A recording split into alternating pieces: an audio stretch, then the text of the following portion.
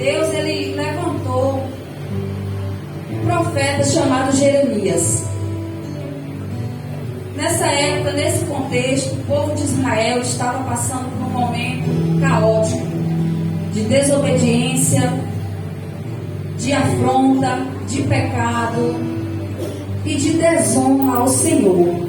Tudo aquilo que Deus havia projetado, tudo aquilo que Deus havia sonhado para aquele povo não estava acontecendo, porque eles resolveram trilhar por outros caminhos, fazendo assim o seu próprio querer, governando a sua própria vida. Então Deus ele levanta um profeta chamado Jeremias, para que Jeremias profetizasse sobre aquela nação, para que Jeremias fosse boca de Deus naquele lugar, pois aquele povo era um povo rebelde, de dura serviço. Mas Deus ele fala com Jeremias: Jeremias, desce até a casa do oleiro, levanta-te. E Jeremias de prontidão obedece ao Senhor, se levanta e desce à casa do oleiro. Ali Deus ele fala que vai falar com Jeremias. Deus fala com Jeremias de duas maneiras, irmãos. Ele fala através das suas palavras, mas ele também fala com Jeremias visivelmente através da vida daquele oleiro. Porque Jeremias, quando desce à casa do oleiro, o oleiro já estava lá trabalhando.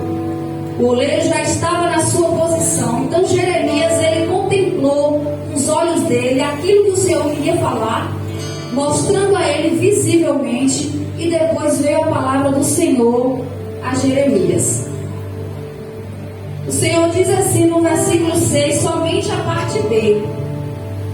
Diz o Senhor: eis que como barro na mão do oleiro, assim sois vós na minha mão, casa de Israel.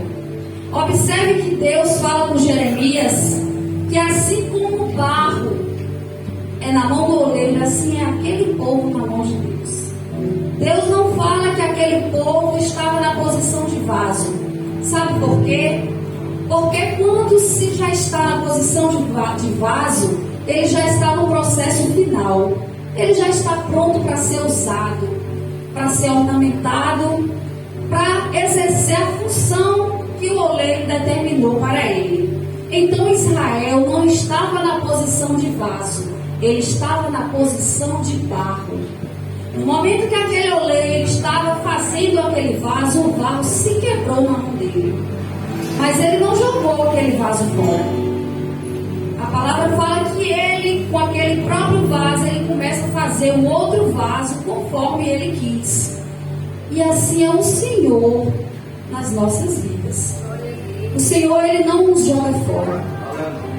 Independente da situação, independente do que está acontecendo, do que nós fizemos, o Senhor ele não nos joga fora, irmãos. Nós podemos estar como um vaso quebrado nas mãos do Senhor, mas Ele nos restaura, Ele nos transforma e Ele nos coloca na posição de vaso novamente. Quando o Senhor diz para Jeremias aqui no verso 6, somente a parte B, que Israel está nas mãos dele como um barro, veja só, os estudiosos, os pesquisadores, eles chegaram à conclusão que há mais de 200 tipos de barro. Há uma variedade enorme de barros. Assim somos nós. Variedade de pessoas. Todos nós viemos do barro, mas nós somos diferentes um do outro, não somos iguais.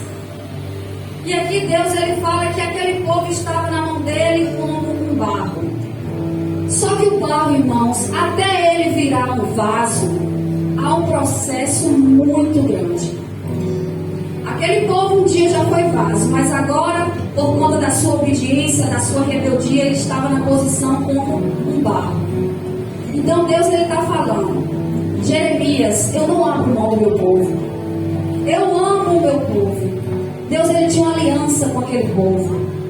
Deus ele tem uma aliança conosco. Deus ele nos ama independente de qualquer coisa. Agora Deus ele vai pegar aquele povo, aquela nação, e vai estar com um barro na mão dele, e agora vai entrar um processo, porque Deus queria usar aquele povo, mas para que Deus usasse aquele povo, eles precisariam estar na posição de vaso. Irmãos, para o barro chegar até a posição de vaso, ele passa por 7 processos. Primeiro, ele tem que ser escolhido. Assim como o barro tem que ser escolhido, somos nós. Deus nos escolhe. Depois o barro, ele precisa ser pisado pelo oleiro.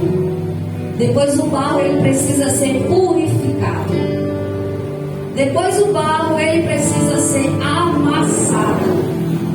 O oleiro joga aquele barro na mesa e ele amassa, porque nesse processo de amassamento, ele vai limpando, ele vai tirando toda sujeira, toda pedrinha, todo galho, e assim o Senhor faz conosco nesse momento, desse processo.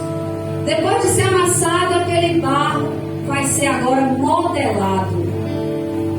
Ele entra no processo de modelagem, já pegando forma de vaso.